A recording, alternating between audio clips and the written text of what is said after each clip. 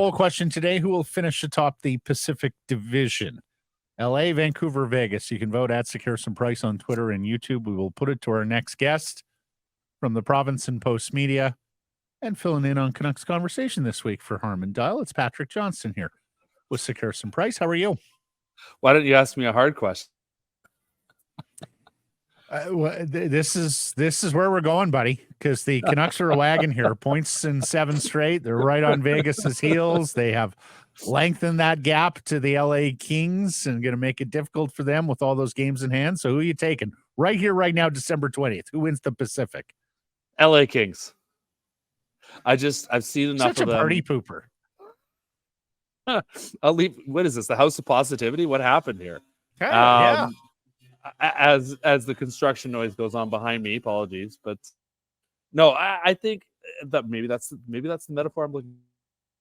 Is under construction. I'm impressed with what I've seen from the Kings, the way they play, the overall pace of play, the performance of their goaltending has been a surprise. I still wonder if they're a team that's going to add a goaltender, but there's just a little more there and a little more growth, I think, in that back end. There's just enough there. Like, obviously, the Canucks are playing really well. Like, you cannot set that aside. They are doing really good stuff. There's lots of good things happening. I just like the LA sort of depth and mix a little better than this. Fair enough. What's been the most impressive part about the Canucks for you, Patrick? I think it is a thing that Rick Tocchet talked about earlier in the year, and that sort of ability to be resilient and deal with sort of adversity. I mean, obviously they were very tired on Sunday, pulled out a win against a not very good team, but pulled it out with everything sort of lined up against them. I go back to the way they've played in moments. Obviously, they've had not great performances of late, but they've pulled things out in the end. They've improved as the game's gone along. Casey DeSmith's shutout a couple weeks ago. I mean, they talked about that. Like, just learning how to play ahead, how to be able to deal with the teams chasing you. And I do feel like that's been a progression over the season. Now, obviously, they've been getting some bounces on the goals, but you know what? A certain statement is, that is the old, you make your own luck, right? Like, a good teams make their own luck, and they've been playing well enough that they've been getting some bounces. Still lots to go, lots to improve. I mean, Rick Tocchet, we can see, is being very cautious and talking about his team at this point, and expectations and what he's looking for from all of them. But it's going well. I mean, the thing that's impressed me most is the resilience, the way they've learned, the way they've been able to sort of take themselves forward, and the way they've grown since the start of the year. Patrick, they're a buzzsaw. Yeah. You know what? You like my metaphors behind me? Early this season, it was almost embarrassingly good. Like, everything they threw at the net was going in. Yeah. Are they earning them, though, in the last 3 weeks? Do these just seem like good hockey team kind of wins? It does to me. I mean, I'm not the only person that's pointed this out. The shooting percentage is unprecedented, right? So the success rate is unprecedented. Are they really in a % shooting percentage, at even strength, a rate that we haven't seen, anywhere in a very long time? I'm not totally convinced that. Obviously, they have guys that can play. We know JT Miller. I mean, JT Miller, in a weird way, is a kind of under-discussed story because he's ahead of Pettersson in points. He's been in the battle at the top of the league for overall scoring. He's getting it done, and the pressure he's put on himself. I think think back to the end of the homestand last Thursday, how frustrated he was post game about his own play. I asked him, going at the idea, you not playing very well, but you didn't play a lot tonight. Will that help you in the long run? All he wanted to talk about is how poor his game was. And that's a big sign for this team. Quinn Hughes, obviously, the way they are finishing, you're absolutely right. Like they are. That's the other thing that's sort of the turning the knife aspect. And that's what they did last night against Nashville. Like, the team that has been having some success, but the Canucks just took it to another gear and showed them how to get it done. And how much is Nikita Zadorov a part of the solution right now? I mean, is it just coincidence that they're rip-roaringly good since they acquired him? I think that's a bit of coincidence. I mean, it does help, obviously, getting a guy playing on his natural side. He is an improvement over Mark Friedman or Noel Juleson, whichever one was going to be out of the lineup. Noel Juleson obviously has taken over that spot. But yeah, I mean, it's an addition by subtraction as much. I mean, I was a fan of Friedman, but Zadorov is still a better player. Not a perfect defenseman by any stretch of the imagination, but that just a little bit there. And I think honestly, it was coincidental. That was an end of a long run of a hard schedule. I mean, it's still been difficult, but they got to play at home. They got to sort of catch up a little bit on their rest, and get back down onto onto what's been bringing them success and really dialing in on that. They talk about being predictable to each other, but playing exactly the way they need to play. Zadorov is it will be a useful, important story. Absolutely. But he's not the catalyst in all this. Have you seen enough from Zadorov to sign him long-term? I mean, I am cautious. You look at the Carson Soucy deal, right? I mean, there's a similar player, similar type situation. I get it. Zadorov, this is his last chance to really kind of push his value. He's 28. But in terms of playing style, like, look at that Soucy deal. And to me, that's what the Canucks need to hold firm on. They have not invested a ton of this guy. And that's the thing for them also to remember. Like, I mean, that is the sunk cost fallacy. If they had spent so much, maybe they would say, well, we got to keep him. But you know what? It doesn't even exist. This is a player that they didn't spend a whole lot to get. And I think they need to be smart with, and I think they should need to hold the line. I mean, they've got a lot going on. Jim Rutherford, as he pointed out to me, they're going to have to navigate their way. They realize what they did by buying out OEL. That is going to be a factor in the next couple seasons. That's something they have to consider. Obviously, they would like to keep Elias Pettersson. They want to make sure that he's happy and paid and all that.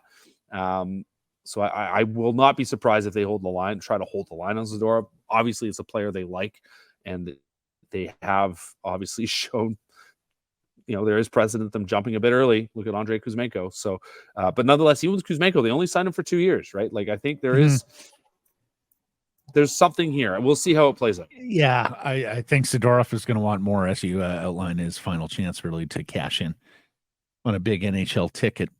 Pius Suter is a center by trade, and yet, given that the Vancouver Canucks actually have some depth at center this year, when you look at the play of Teddy Bluger and the fact that they got Lafferty or Oman who could fill in on the fourth line down the middle. Some success last night. Petey was talking about it. What do you think? Do you think Pius Suter could be the solution on that top line beside Pettersson? Well, I mean, certainly when he came over, he was a guy that was sort of, what is he? He was, in Chicago, in Detroit, he produced second line, low end sort of second line scoring as a center. Smarts, he's got the nose for the net. You look at basically every single one of his goals on top of the crease. There was, 1 or 2 off the rush, but he's a smart player. Like, he's your classic. There's something about Swiss players, just sort of the completeness of their game, the smartness of their game, and that's a guy that I certainly, when he was signed, he was a player that they wanted to highlight the fact that he could play almost anywhere in the lineup. He's a guy that could bump up if there was an injury. As a center, they weren't necessarily saying he had to be a center, and it's been an interesting fit. I'm not actually in the end surprised that it's looked as good as it has in the early going. You look at that line, the way a guy that can collect for you, and Suter, he's a bit of a, I mean, if you will, a Swiss Army knife of a player. Well, let me ask you this: if not Suter, could it be Nils Höglander, given the way he's going and the praise that Rick Tocchet afforded him yesterday? Yeah, I mean, they have some nice options, right? Some nice dilemmas. And Höglander, we've seen have success with Miller and Besser. Started training camp. I mean, there was no accident he started training camp with Pettersson, right? Like, there's a guy that I think is a fit. He's found his way. That motor is there. He knows to get on the puck, and he's always had hands in close. And again, a player to go back to that predictability aspect, that he can see how things go, he can see how things work together. And if everything just sort of happens and he doesn't have to sort of go, oh, I need to go here, oh, I need to go there, that he just goes, I'm F2 or whatever, right? I'm on the wing, I'm in this spot, I just do this. He's a guy that seems to be thriving in that kind of scenario. With Suter, he's a possession darling, before he even arrives as a Vancouver Canuck, alongside Elias Pettersson. I don't know that they're a shutdown line, but my goodness, are they a responsible line? And we saw some great defensive play by Suter laying down the stick there in the slot to disrupt the one-timer. I mean, not only does he have a pretty good goal rate, in his first 3 seasons where he's consistently at 15 in a non-82 game, like he hasn't been able to get to 70 games in a lot of these seasons. He's got a good goal rate, and of course, he's a part of a possession game, which suits Elias Pettersson. And with Mikheyev's speed, I mean, it's not the traditional ask that I would have for Elias Pettersson, but I can see it working. Well, the two-way thing, you mean? Yeah. I mean, that's what he wants to be. Like, that's the player he wants to be, that dominant number one center, that Ryan Getzlaf type player, like a guy who just takes shifts over, takes games over. And Suter's given his skill set, his two-way ability, that's part of what I think. I'm not surprised it's been such a good fit, given the instincts of all the players on that line. Ilya Mikheyev has always been a strong two-way player. It makes sense that that's something that could be in their future. Now, Patrick, we have to talk about Andrei Kuzmenko, a healthy scratch again Tuesday. Are you team patience and see if he can find his way out of this? Or are you team it's never going to work with Rick Tocchet and they best move him quickly before the asset value diminishes even further? I don't know what they're going to do here. I mean, Rick Tocchet, I think, has been pretty clear. We can see the way the players that he's been using in Kuzmenko's spot play. You look at Höglander, you look at DiGiuseppe, you look at any of those guys, Pius, Suter, as we've been talking about already. Like, those guys get it on the puck, they move. And Kuzmenko had a success last year because he was around the net. He's a finisher, right? He's not a fetcher. He's not that player. And I think, as I mentioned before, like, I don't think, the NHL Edge data suggests he's not the quickest skater, might even be one of the slowest skaters in the league. That role is not a role for him. At the end of the day, Rick Tocchet, I think, has tried. We've seen the shift. Like, the things that he's talked about haven't changed. The attitude, though, has shifted, and we've seen him change his feeling about, his patience level. That this is what you need to be. If you can't get there, I don't know what to do. And the thing that sticks out to me is that they signed him to this big contract. Are people? It's thankfully only one more year, right? Like, right. And the number value isn't a nightmare. It comes down to, do people think he's going to be a 20-25 goal scorer, which was what I think he was. Like, I think it was actually a decent valuation. But are other teams going to be looking for a guy whose feet aren't great, who does one thing pretty well, but hasn't been producing and has a big ticket on him? Let me ask by way of follow-up, because I saw somebody note on social last night that he was in like workout gear when he was grading and sending his teammates off, suggesting that maybe he was put through some sort of paces off ice. Do we think he's in NHL shape?